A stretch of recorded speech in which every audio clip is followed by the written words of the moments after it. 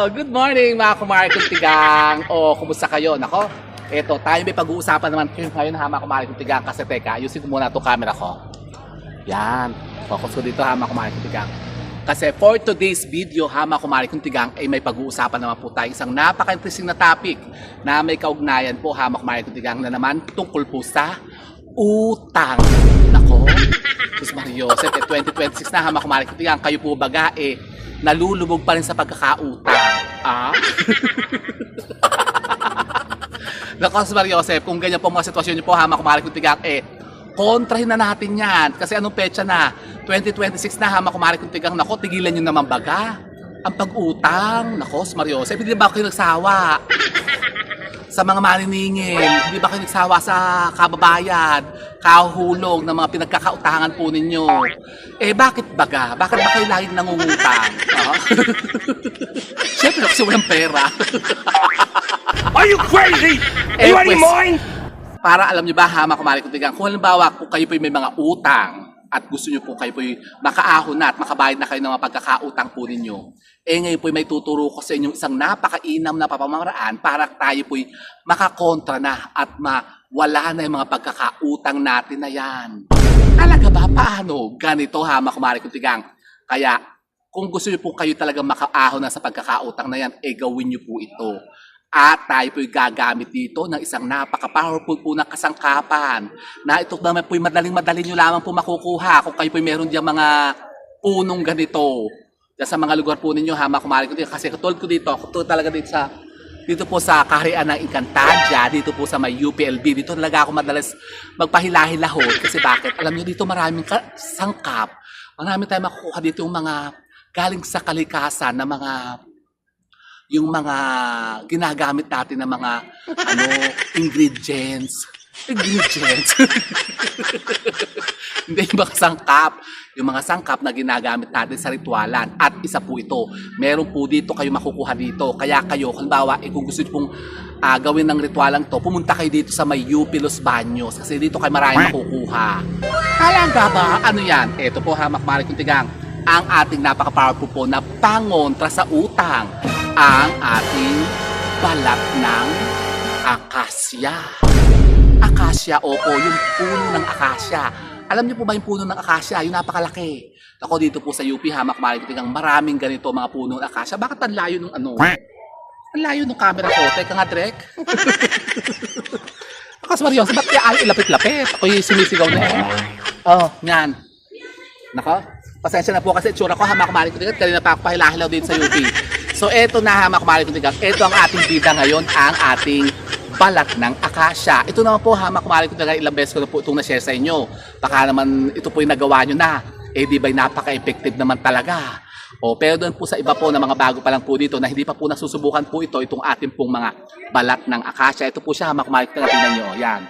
Ganyan po ang mga balat ng akasya. Kahit ano pang po klase po ng puno ng akasya, kahit po yung maliit o yung malaki, kahit yung matatanda na. Pero mas maganda po yung matatanda na, yun ang gamitin po niyo. Kayo po'y kukuha lamang po nito. Kapirasong balat po ng akasya, kaya katulad po nito, ito po balat ng akasya to. Tapos anong gagawin natin dito? Ito po hamak mari kung pwede po natin gawin. Itong particular na ritualang ito, tuwing araw ng Biyernes o Martes. Napakainam po yan sa paggawa po ng mga ritual na hamak mari kung katulad po nito. Kukuha po kayo ng kapirasong papel.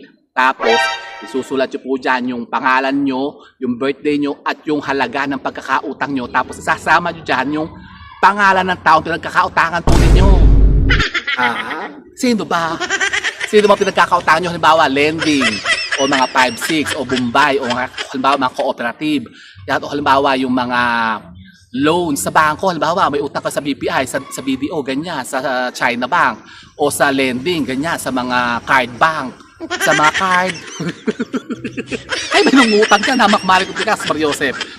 Nako, tigilan nyo naman yan, 2026 na kayo utang pa rin ng utang.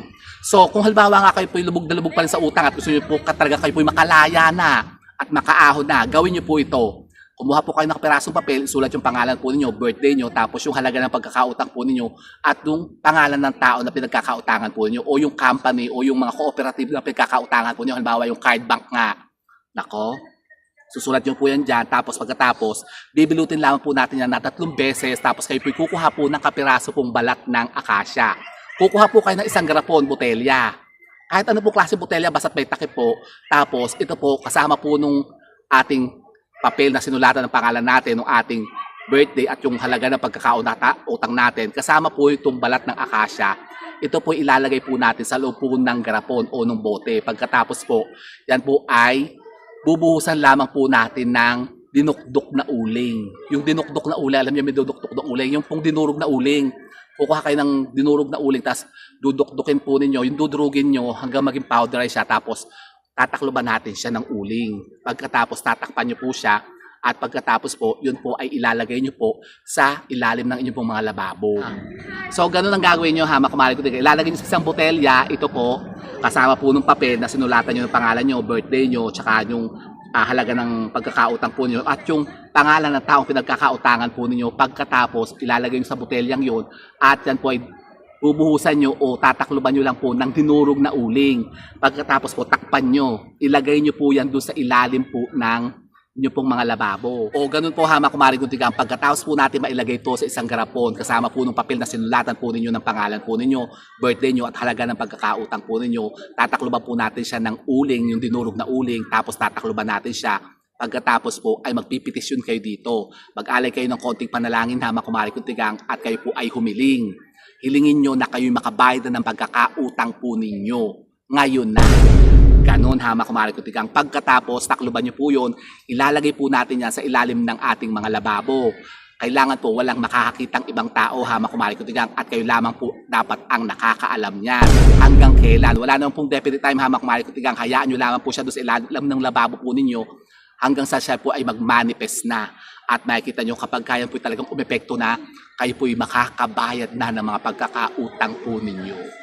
Talaga ba? Opo ha, mga kumari kuntigang, kaya subukan nyo po yan. Kung talagang kayo po yung mga hilawd na, kayong rinding-rindi na sa mga pagkakautang nyo yan, at gusto nyo po kayo po makalaya na, para kayo mga po nako, yung makaahon na sa hirap.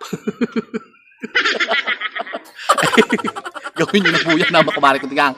Kumuha po kayo ng kapirasong balat ng puno ng akasya at gawin nyo na po yung rituala na yan. At pagkain po nag-manifest na, i-message nyo po ako ha, mga kumari kuntigang.